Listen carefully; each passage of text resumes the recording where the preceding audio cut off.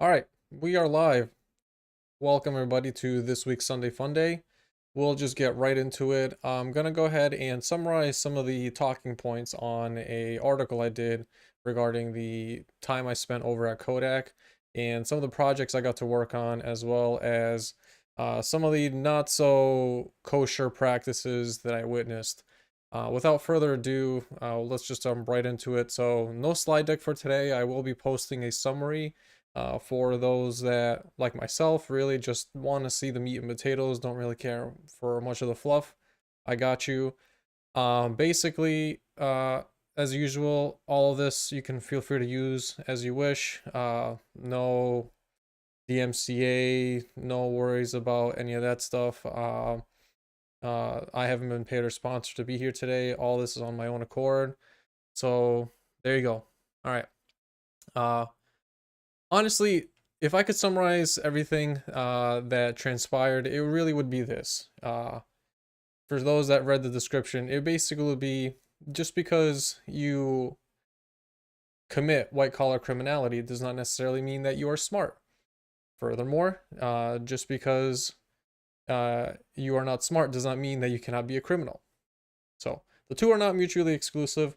And basically, the way things worked at Kodak is the current CEO, who's also chairman of the board at Jim Continenza, has held two positions now as CEO. One, obviously, being Kodak, and another for a much lesser known company called Vivial. And essentially, what happened is a major conflict of interest transpired. While in his tenure at Kodak, which Continenza acquired after being already the CEO of Vivial, he had used his leverage within Kodak to essentially hire his own self, his own company, being Vivial, to do work at Kodak. But not just any kind of work, all right? We're talking about major software and technology infrastructure changes. Something that Vivial is not really known for whatsoever, and by their own word too. Not Don't take my word for it. At the time, and interestingly enough, since then, with the public releasing of various VPs being publicly charged for insider trading, Vivial has kind of changed its tune for a bit in terms of its social media presence and marketing. They have now changed some of their brand name to be more of a all-inclusive sort of software shop, so to speak, which again doesn't really align with what they actually have an expertise in. So Continenza came to Kodak as a CEO. Much later, he was already CEO of Vivial. And Vivial, basically what they do, if you have some sort of small mom and pop shop and you want to run Facebook ads, or you're not really sure how Google ads work and you want to generate some movement in social media, but you're not quite sure how to do it, they've got you covered. They're essentially a marketing agency, and their whole shtick is SEO, right? Search engine optimization.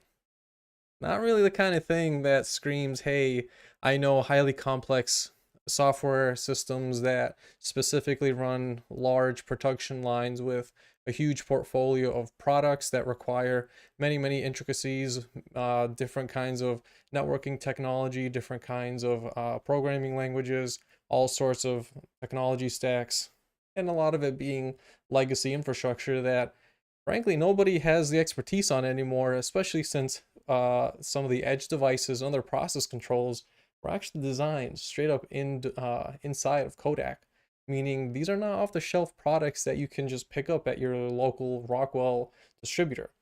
They're all, well, not all of them, but quite a bit of them are in fact proprietary custom made Kodak products. So not really something that a company like Vivial or frankly any other company could really do. But nevertheless, Continenza set out to essentially hire Vivial, and the way he did it is essentially bringing in a makeshift position as a chief implementation officer to essentially conduct digital transformation in all of its facets. Now, already again, I just want to repeat, we're talking about a social media marketing company that has zero expertise in doing large scale software implementations and development.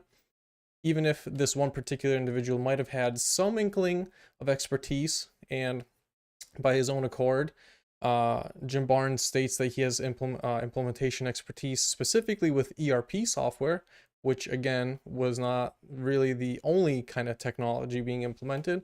This was a widespread software, from PLM software to MES software to various process control software. Not really anything that Vivial even itself advertises doing. So he hired Vivial exclusively to do the work. And then Vivial played the consultancy circus, as I like to call it, with the revolving door of consultants coming in and out. In this case, their channel provider being Accenture, and a Microsoft partner, as well as partners from all the other big tech companies. Since Kodak is primarily an SAP shop, a lot of channel providers to ultimately shill more and more SAP products to essentially meet this completely unachievable dream of a smart factory exclusively on SAP technology. And as many in the profession already know, even SAP itself will never advertise a purely SAP only approach to achieving this ideal of a smart manufacturing company. It just, their own tech doesn't live up to that name, and they know it. They might have some products that do some very niche things very well, but to do the entire stack, not even SAP will tell you that it can be done. But hey, when you're a channel provider and you make some serious cash, in this case, just averages, as I explained in the article, for some of the salaries that I knew, as well as the averages, just generally market averages for these kinds of consultants, we're talking about tens of millions of dollars in just the 3 years that I was there, and ultimately leading to an end state of absolutely nothing changing from prior to Vivial and its army of consultants to now, when all of these series of charges have been officially come forth with insider trading and other white collar criminality. It's quite a shame, really. Still, that doesn't change the fact that tens of millions were lost. And the way they did it is essentially propping up a false business. This new line of business, being the pharma division, that we're going to make some magical chemistry. In this case, they were advertising as precursors for use in drug making. Not really something that Kodak has any expertise on. They do have expertise in synthetic materials, but they've never touched the entire biotech sphere, period. They're just not in that space. And so you also can't get this kind of pharma division up and running within a moment's notice. And so the enticement of investor money, because essentially that's what is really bankrolling all of this, was loans by Wall Street and other private investors and potentially smaller institutional investors, bankrolling this whole endeavor into getting kickbacks for channel providers for shilling software products that the business didn't need, never actually solved a need, even after it was, air quotes, implemented, which again, after 3 years, I can tell you there was no real implementation done. And I argue that in that 3 year time span, it's not just that the millions were lost, it's that the end state is that much far off worse than before Vivial and its army of consultancies came in. People that I left behind are still struggling to essentially pick up the pieces of what a complete mess of implementation, software engineering, and development malpractices, I would say, have left them to rummage through. And the voices of the stakeholders were never heard. Their considerations aren't really taken into effect. And in the entire period, it's just clear to see that the whole point was just sell more SAP, sell more useless software products and services, and do not stop for a moment to consider what we're actually trying to achieve here, right? What problem are we actually trying to solve? How far and large do we want to go with this scope? And the people involved, by and large, not on the Kodak side internally, but on the consultancy side, I was genuinely surprised how little technical skills they actually had with an area that you would imagine requires high level of proficiency in, right? Virtually no experience with software development, not understanding the software development lifecycle at all, the discussion of middleware to integrate with these various systems, even within the SAP and other proprietary ecosystems internally to themselves, was never really discussed. These are like fundamental, software engineering slash computer science 101 type of things. Apparently, just drawing arrows on a architecture diagram on a crappy PowerPoint slide deck somehow makes it automagically all integrate. It's not the case. And the real story here is all of this sort of clown show doesn't just operate in a vacuum. These people can't get away with the level of corruption, buffoonery, and just outright incompetence and negligence without an army of supporters. And that's really what I wanted to address here. Other much larger channels than mine, particularly one comes to mind that I find very, very helpful. Guy by the name of Louis Rossman, who does a lot of content covering open source, right to repair, and the many other rabbit holes that these topics normally just dive into. It is staggering how many people in that community, even there, actually fundamentally argue about whether open source is a legitimate investment vehicle to achieving things like reducing barriers to entry, achieving higher levels of innovation, advancing in technology, increasing transparency, reducing costs. Fundamentally, there's a lot of debate internally in that community that advocating for right to repair and open source is a futile battle. And I think in a community such as that, where you can see this kind of lack of understanding that it's not really about the technology in and of itself, but it's actually about the publicization of the assets generated by the technology that's actually at the crux. And the fact that these are practitioners, even some other business owners that do not get this, and they specifically have a high technical background and are in this profession day in and day out, and they still do not get that it has nothing really to do with the technology, is truly bothersome. And so this is how ultimately a lot of these larger scandalous events take place. It's never in a vacuum. There's no way that something this large scale just happens on a whim on its own.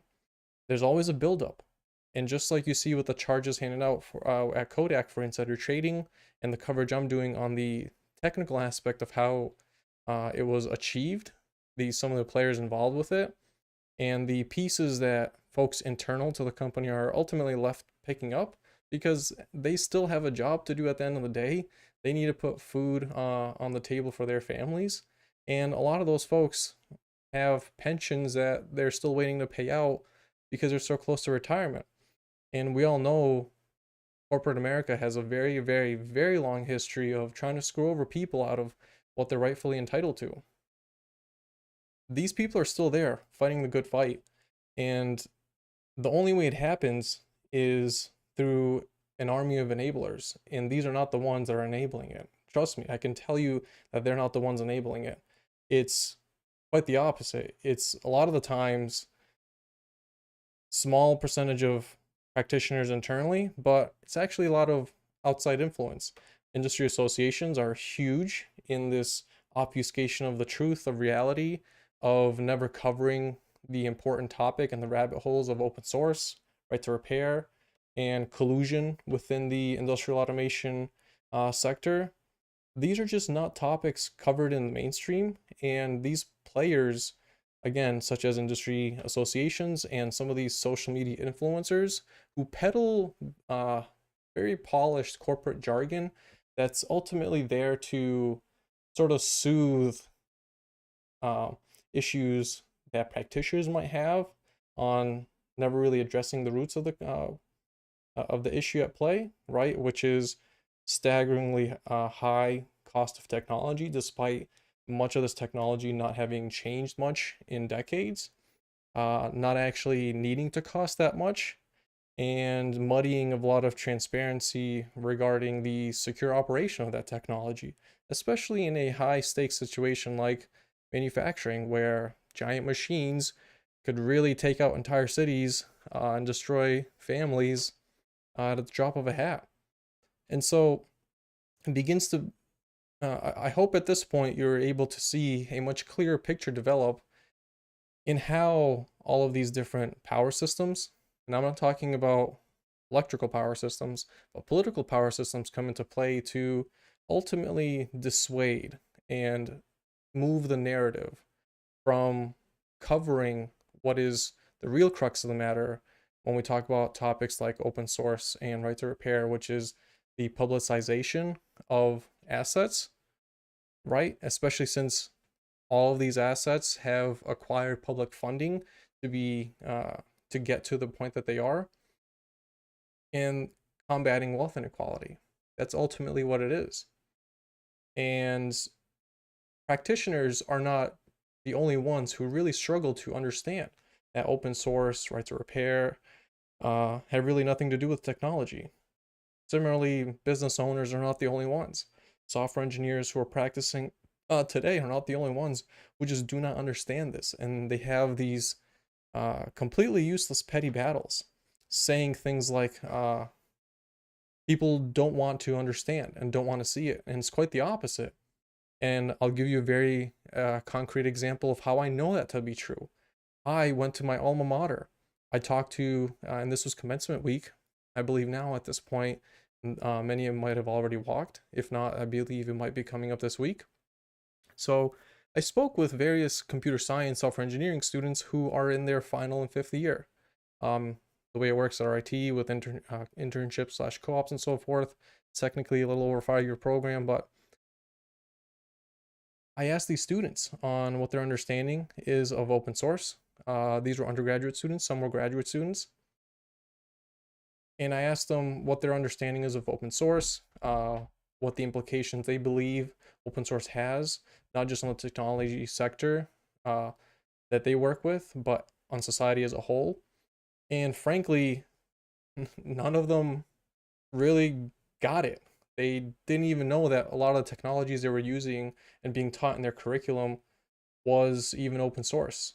They just took it for granted that they could freely use it and no questions asked. But how did it come to be that it was open source? What does it mean that it's open source? None of their staff had brought that awareness to them. And it's terrifying. It's terrifying that not only the next generation of technology professionals, and these are people, by the way, specifically trained for the realm of software development, if they don't understand it, how can you possibly expect the general public to have a deep understanding of all the various implications and ramifications of choosing to move the discourse away from open source? I mean, it's literal insanity to think that the public doesn't care. They literally don't know, and the little they do know, they don't understand enough to really begin exploring some of these rabbit holes. They fundamentally know that something's wrong. That's about it. They just don't know what questions to ask, and the way you do that is you be a good steward of your profession. Make content like I am. Really go out there into the world. You'd be surprised by how many people think if a social media influencer just makes a post online, then bam, instant awareness is brought to everybody, and somehow magically this entire issue is solved, where everybody is now pro open source and all the businesses are behind it and all of our problems are solved, and yay, we'll just wait till our famous social media influencer makes yet another post and that'll solve yet another problem. This is how you get cults of personalities, especially like the cult of personality around Elon Musk, who is one of the staunchest opponents to open source and the publicization of assets.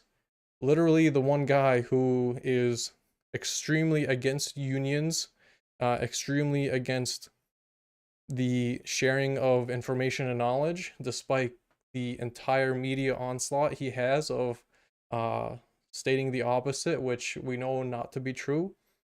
It's just ridiculous. And so people actually buy that, though, and not just any kind of people. These are technology practitioners that are buying into this propaganda. And it is just that, it's propaganda. So we are seeing the symptomatic results of practitioners buying into this propaganda and being swept up by it. And we ultimately have a choice.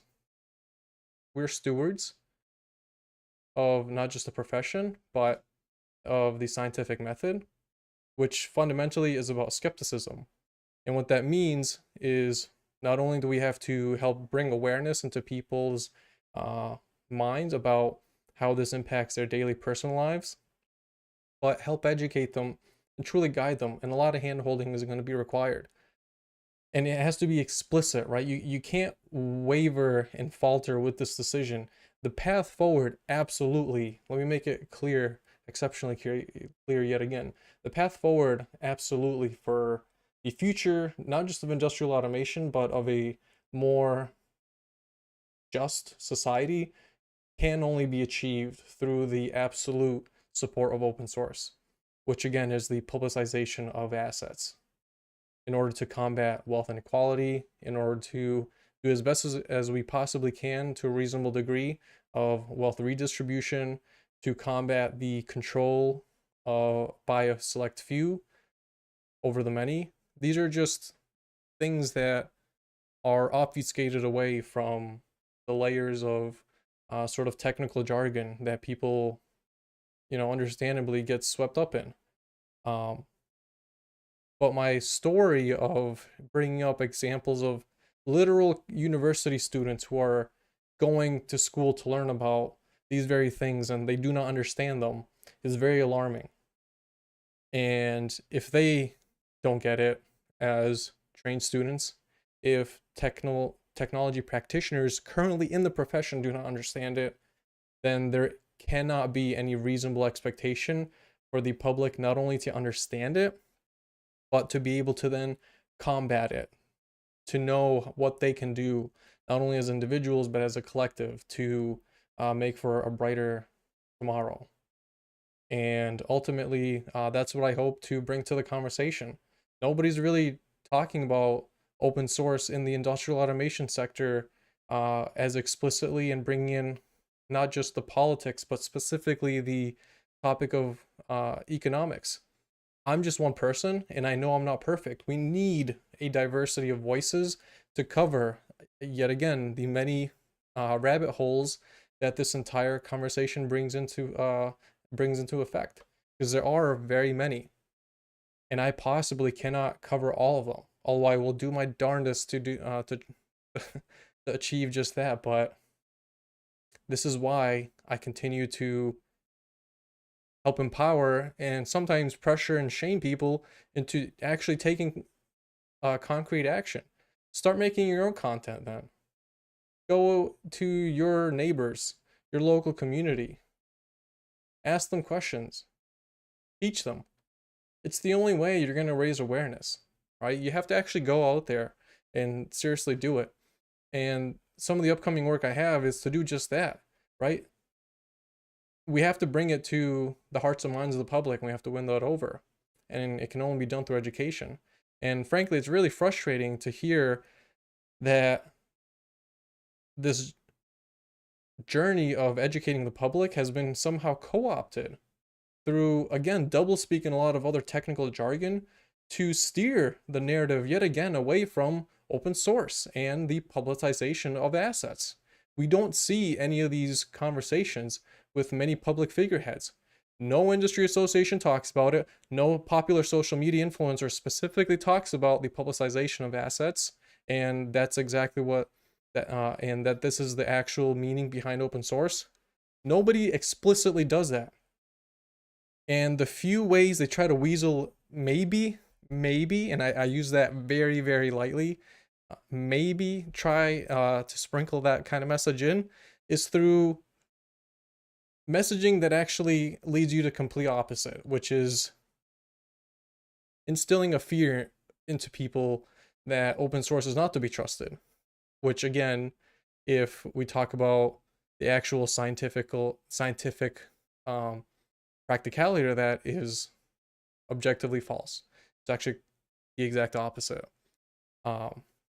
These other symptoms that we see in the profession, from cybersecurity vulnerabilities, especially cybersecurity vulnerabilities, are primarily due not to a lack of process or lack of project management capabilities, a lack of organizational structure.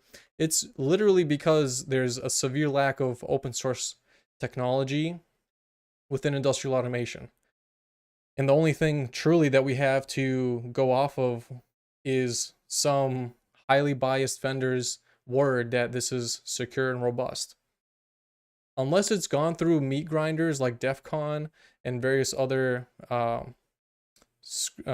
review from academic researchers when it's made after it's made open source, there's no possible way any of us can actually make those claims.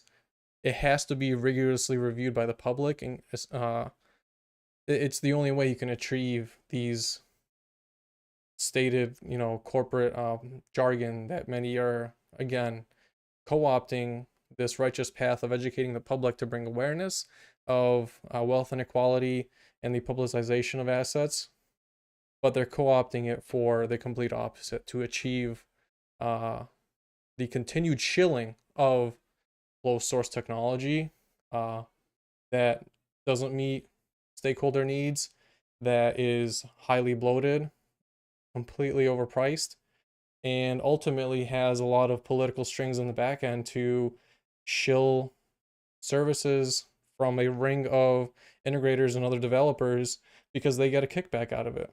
That's what the Kodak story is. That's what many in this whole industry 4.0 profession do.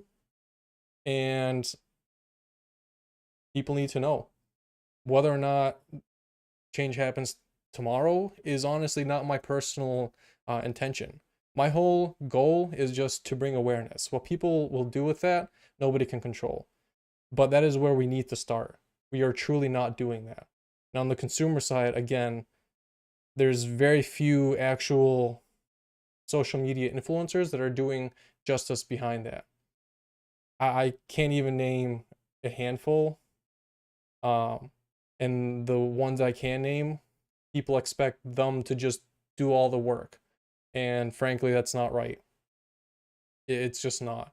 And so this is how you become a good steward of the profession. You're doing something right when you take a look at the profession and the sector as a whole, and you're constantly just absolutely fuming, because any healthy, rational, and reasonable person would be, with the sheer amount of corruption, the sheer amount of jargon, the intermingling of cronyism and behind the door scenes business dealings. Behind the scenes business dealings is just absurd. Nobody wants to explicitly, well, I'll take that back. People know and talk about it behind closed doors, but nobody's really bringing it out to the public explicitly. Let me be the first, and I hope it encourages many other people to follow. But we have to start here, and to the many other bad actors out there, I will protest you in public. It's only a matter of time. I've already got some plans lined up, but this is how we do it. And we have to do it, again, in a way that actually reaches people. And how do we do that? By explaining to them that none of this is about any of the software or hardware or technology at all. Again, it's about combating wealth inequality and publicizing assets in order to remove the absolute control from a select few hands. That's what open source is. It's what it always has been, and it's what it'll always be about.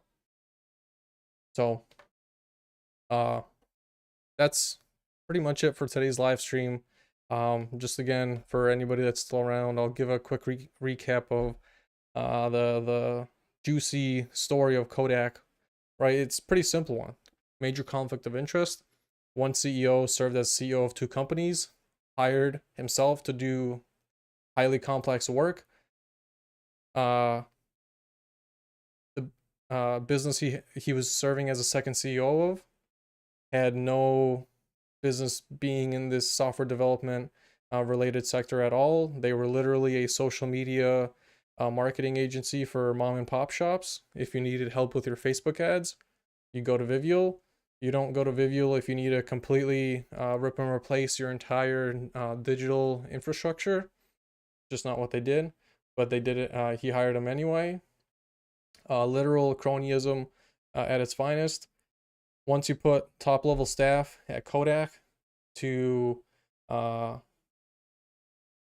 the name of Vivial, then they began the whole consultancy circus of hiring a channel provider, in this case Accenture, shilling kickbacks to their providers to shill SAP products and other products that never actually solved any problems, and in fact created craploads more problems internally because they ripped a lot of legacy infrastructure and software. While not perfect, this legacy tooling still was achieving the uh, the ability to solve a stakeholder need, but now it's not there. And now what these stakeholders are left with there is a incomplete software system that doesn't meet any of their needs. They have no other option to meet their needs, and they literally don't even use it because it doesn't meet their needs.